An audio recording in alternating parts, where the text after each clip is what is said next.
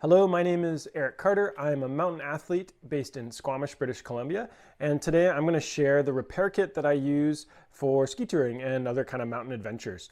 A few days ago, I had an Instagram story where I asked people what they're using in their repair kits and also what things actually have gone wrong that they've wanted to repair in the field when they're out skiing. So this is kind of the summary of that, as well as going over the things that I've already established in my kit.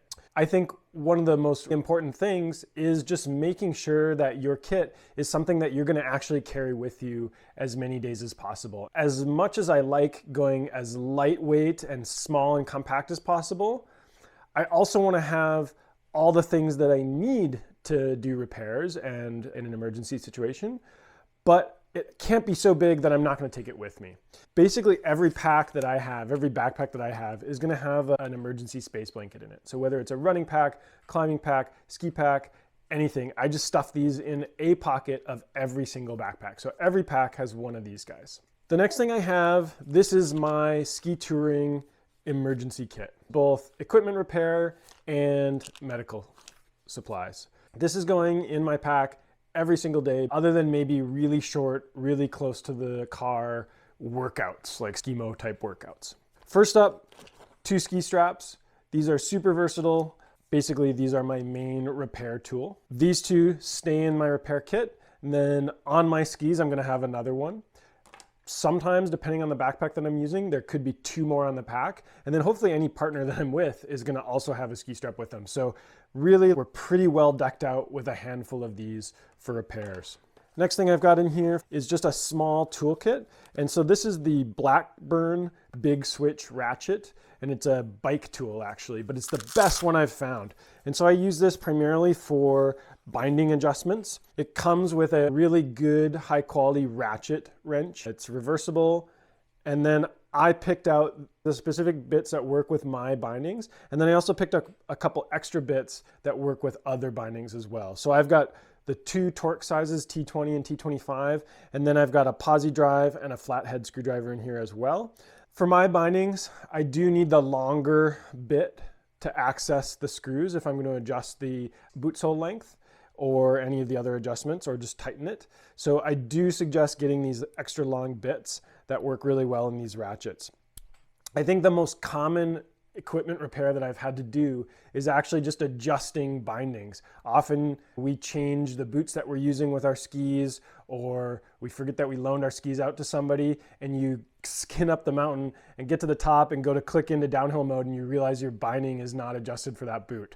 So to be able to just pull this out quickly, ratchet that open, adjust it, and then ratchet it close is super important. I have a very, very small multi-tool. This is the Leatherman Squirt PS4, which I think is the smallest multi-tool you can get because I'm really not using it for much. Pliers, certainly be able to use once in a while. It does have a really, really small knife blade, and that does come in handy. The other tools, pretty much don't use. I've considered snapping them off, but they actually don't take up that much space. This thing is super small and really handy. Other than that, no tools. I've looked at everything else that I can do on my equipment, and this basically covers what I've got available to me. If I break off a boot buckle, if I break a binding, any of those kind of things, the ski straps are really what I'm going to use. Same goes for skins. We can ski strap skins on. If you break a pole, we want to put something inside the pole tube, like a stick, and then we can wrap it with a bunch of ski straps. But really, like, there's not much else we can do. We're not going to be reattaching a binding. We're not going to be fixing a ski. We're not going to be doing major repairs. The only exception to that might be on an expedition. And so in an expedition repair kit, I would actually have a spare binding toe piece, some spare screws, a drill bit, and some glue. But other than that, really, we're just limping home and then getting it to the shop. Next up in the backpack kit, I've got kind of all my medical supplies.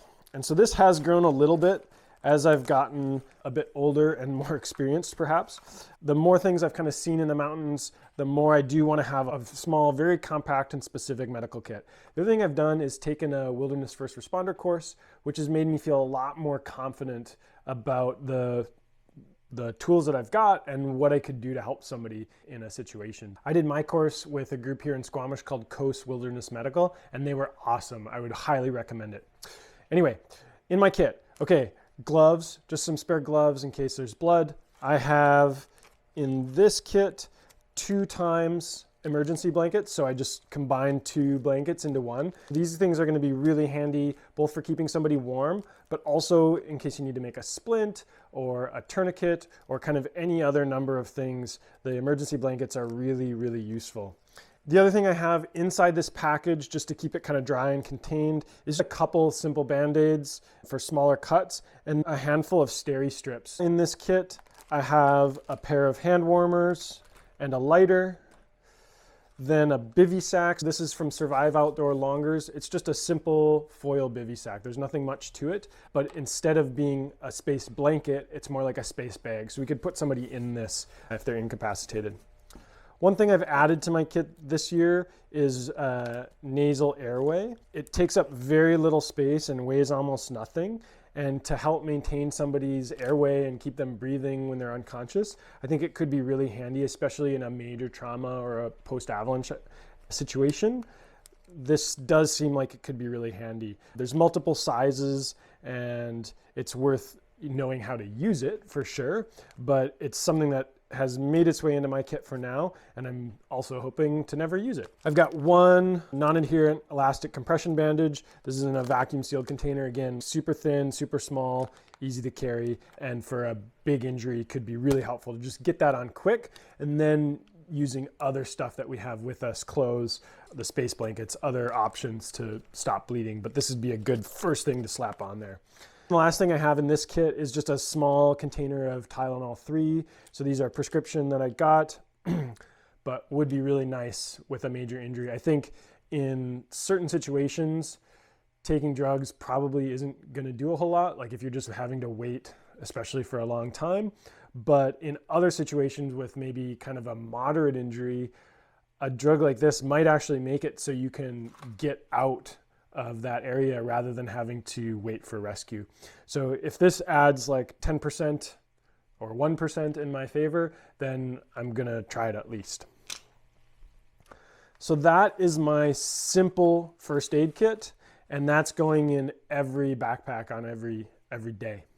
The other things that are coming with me on a day of ski touring are a little bit more variable. I may not have them on every single one.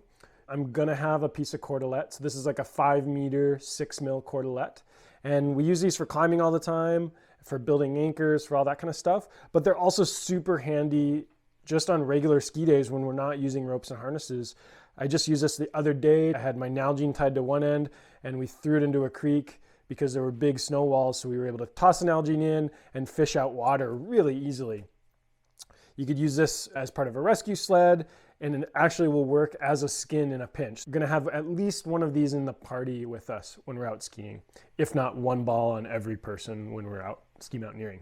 The other thing that we're gonna have, at least one of these guys spread out through the party. So this is a Rab Guide sill tarp. It's just a simple big square rectangle with some Velcro around the edges, and mainly it's gonna be useful for a shelter. We can dig a hole in the snow, put the sill tarp over it, and you're relatively protected there. The other thing that we could do with this is build a tarp sled to transport an injured person on skis. That's gonna be super hard, but it is possible and a lot easier with a tarp rather than without. So not everyone in the party is going to have this, but he's going to carry it, whether it's me or somebody else. Especially when we're ski mountaineering, it's pretty easy to divvy up that gear. One person's going to have a rope, one person's going to have some climbing gear, and one person's going to have the sill tarp. I use radios often. These are super handy. This is a Baofeng UV82. Got it programmed with all the local channels, all the logging road channels, so we're not worried about getting hit by a logging truck. We use it to communicate with each other, as well as being able to call for help, because often here in BC, there's no cell service. So pretty much always one person in the group is gonna have a radio, if not everybody in the group. And then the last things that are always in my bag are an InReach Mini, unless I know I'm just doing a skimo workout somewhere really close, and a headlamp of some type. This Petzl Bindi is a good emergency headlamp. It's not what I'm going to use if I'm planning on skiing at night, but it will come in handy for the most part. The last thing that wasn't in my medical kit, typically I have Luca tape. I just happened to use the last of it recently, so there's none in there at the moment. The other option is just like a roll of climbing tape as something that's really handy, whether it's blisters, clothing repair, all those kind of things. I find Luca tape really, really good, and climbing tape almost as good. So I'm gonna have that in my main medical kit that goes with me all the time.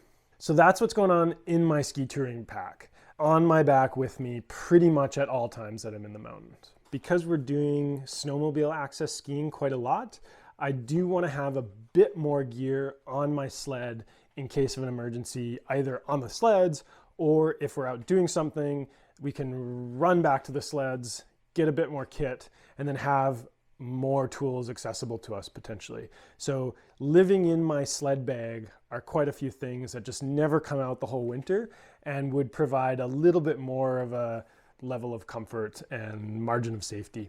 So this Pomoka skin box is really convenient because it serves as my sled first aid kit.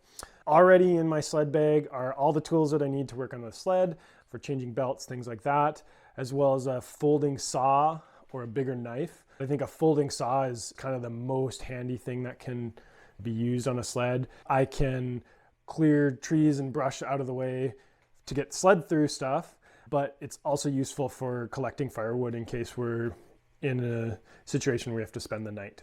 On the sled, I'll also have a bunch of those volet straps. I think I have probably 8 of them in my sled glove box. I've also got quite a bit of rope on the sled, so we use that for towing skiers. We could go back and get that either for shelter building or for evacuating somebody. So there's quite a bit of rope and those types of tools already on the sled. In the pack here, it's pretty similar to my ski pack, but just a bit more extensive. I've got a SAM splint. This is one of the foldable SAM splints that's already stuffed in here. There's 2 more ski straps there. I've got 2 packages of chemical hand warmers, and then my lighter, again, for fire starting, T3s, and then this is the medical kit. I do have an extra buff in here. Often on my sled, I have my sled bag that's permanent. It's staying on there. Don't take it off. And then I have a second sled bag that my boots and ski equipment stuff go in there. And almost always I'm bringing a spare pair of gloves, maybe a spare pair of socks, and a bigger jacket that's going to be in there. But having one buff inside this medical kit is sweet too. In here, a bunch of the same things.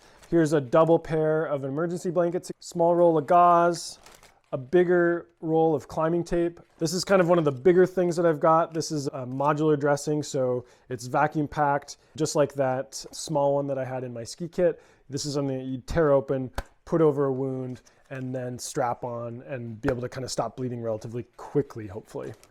A bunch of gloves. This is just actually saline and cleaning wounds, anything like that. We can just squirt that in and be able to clean it out, especially if it's going to be a bit before we get out of the field. Couple of bandages and a bunch of steri strips.